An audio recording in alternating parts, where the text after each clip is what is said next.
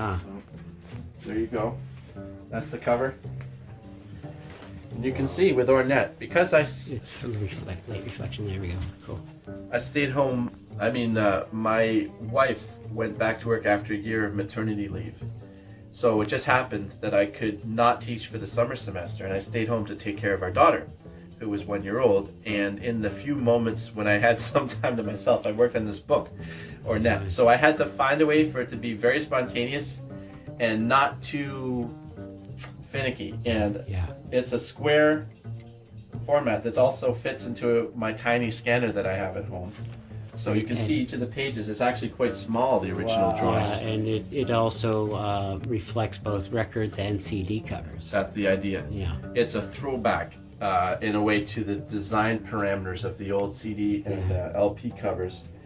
And the artwork, the pictures of Ornette all come from the liner notes in the CDs that I had. Yeah. The stack of, I would go through those, and all of the writing comes from words and interviews that I found on YouTube with him, and I transcribed the bits I like. You can see it's written in pencil. I was going to say, so you've written in pencil, but then in the Photoshop you add the actual font. Yep.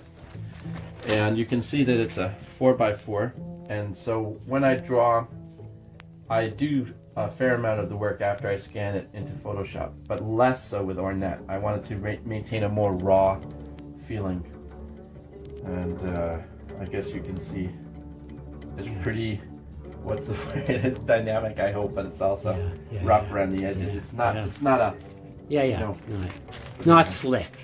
no. So I would sit down for a session and maybe do one of these pages or maybe a spread, and you know, I threw myself curveballs with the Ornette work. You can see each page is split into 4 panels, so I played around with that format. Sometimes it's one image spread across the 4 panels and the text kind of floats through it, and other times different things are happening in the 4 panels.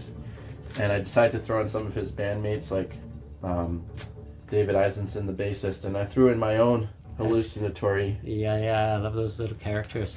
They're sort of mythological figments.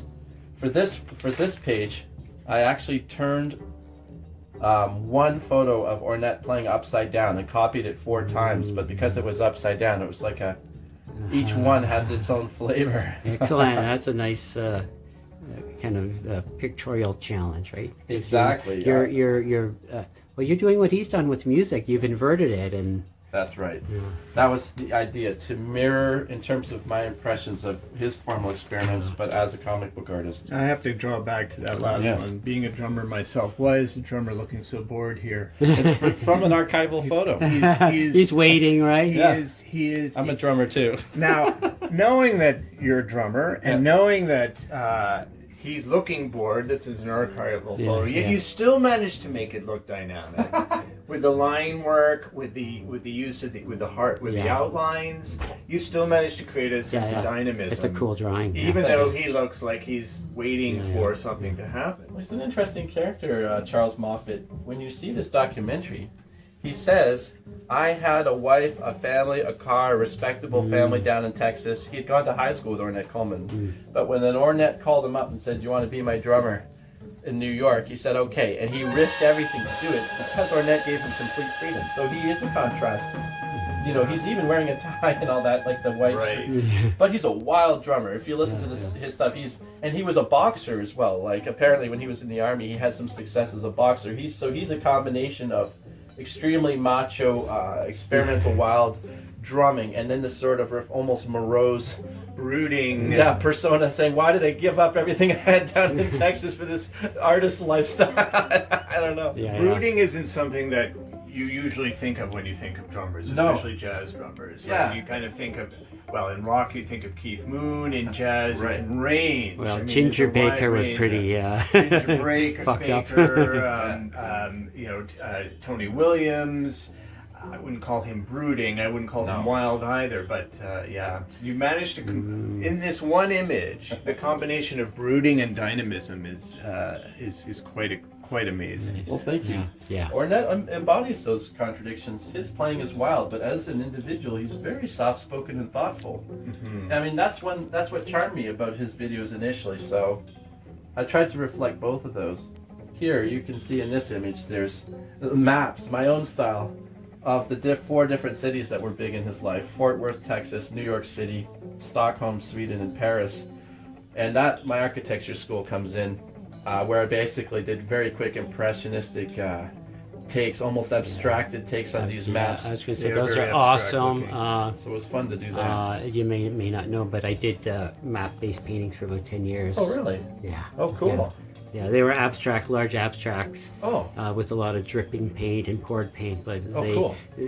They kind of look like some of these, don't they, Mark? A little bit, Yeah. Just the landform being the kind of The squiggly lines. squiggly lines, and It would really Love irritate that. a lot of people I went to school with to see how messy these are. It's part of the, well, let's not say pleasure. So there, and this is an interesting double-page spread because you can see oh yeah, look at that. Ornette's first These two come quartet, together. and Ornette himself is split in half.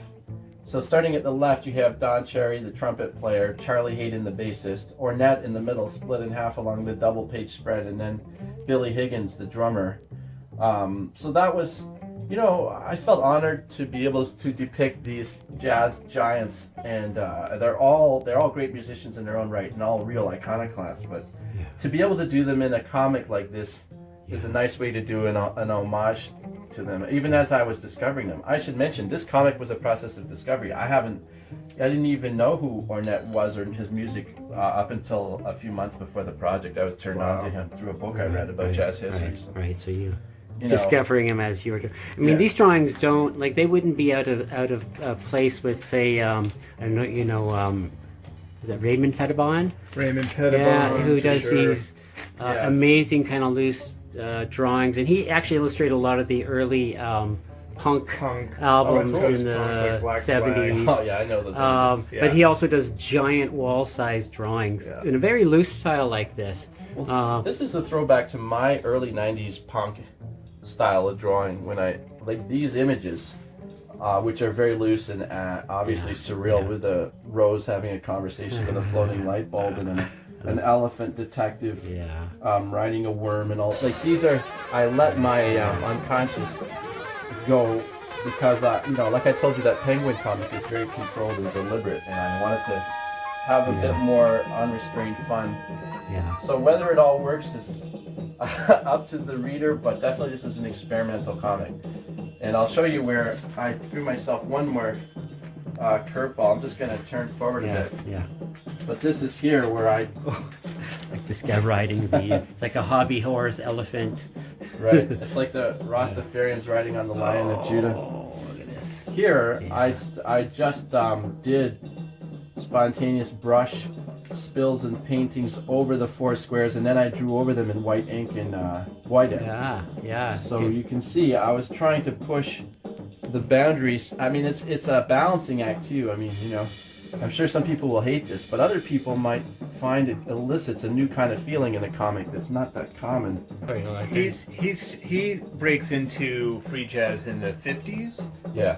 which, I mean, for me, this conjures sort of New York school art. Absolutely, From that- and they were from all that based. time period, They were right? all like That's- tuned into that, right? Right, I mean, they were a tuned into little bit of- bebop, right? Yeah, that's de right. Kooning's Black period, Black Phase, Right.